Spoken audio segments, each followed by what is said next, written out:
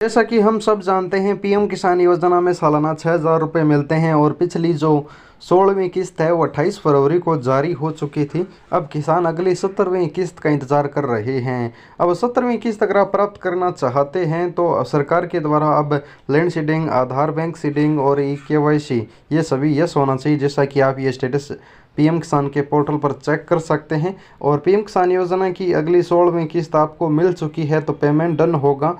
और अगर आपको अगली 17वीं किस्त का इंतज़ार है और आप 17वीं किस्त प्राप्त करना चाहते हैं, या फिर आपकी जो भी अगली किस्त आने वाली है, चाहे वो 16वीं हो, 17वीं हो, या फिर आपकी जो भी 2,000 रुपये की अगली किस्त आपको मिलने वाली है, तो उसकी जगह आपका FTO प्रोसीड यस होना आवश्यक है। अभी नो है, जैसा कि आप देख सकते हैं।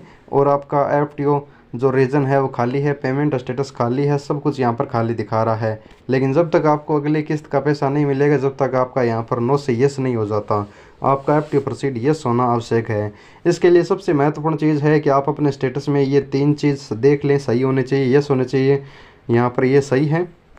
तो अब आपको चेक करना है PFMS बैंक स्टेटस है, तो आपको गूगल में जाकर सर्च करना है PFMS bank status check Mahi info. ये नाम आप ध्यान से देखिएगा, PFMS bank status check Mahi info search करना है। पहला जो PFMS bank status check option खुलेगा, इसे आपको ओपन करना है। अब आपको इस तरह का ऑप्शन मिलेगा, इंटर रजिस्ट्रेशन नंबर। तो रजिस्ट्रेशन नंबर डालकर आपको सबमिट करना है।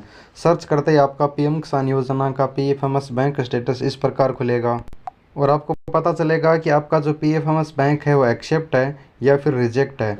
एक्सेप्ट का मतलब ACCP लिखा होगा, रिजेक्ट का मतलब RJCT लिखा होगा।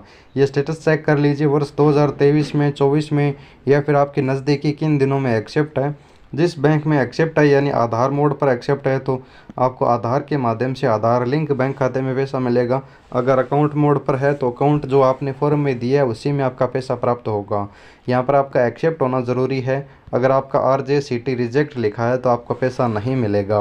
और PEND पेंडिंग लिखा है तो आपको इंतज़ार करना होगा, जब तक फॉर्म सही नहीं हो जाता तब तक पैसा नहीं मिलेगा।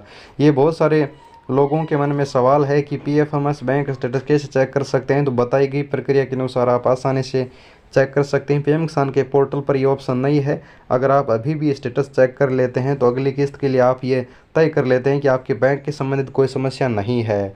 अगर आपको जानकारी अच्छी लगी तो वीडियो को लाइक कर देना, चैनल को कर देना सब्सक्राइब। धन्यवाद किसान मित्रों, मिलते हैं कोई अगली जानकारी के साथ है।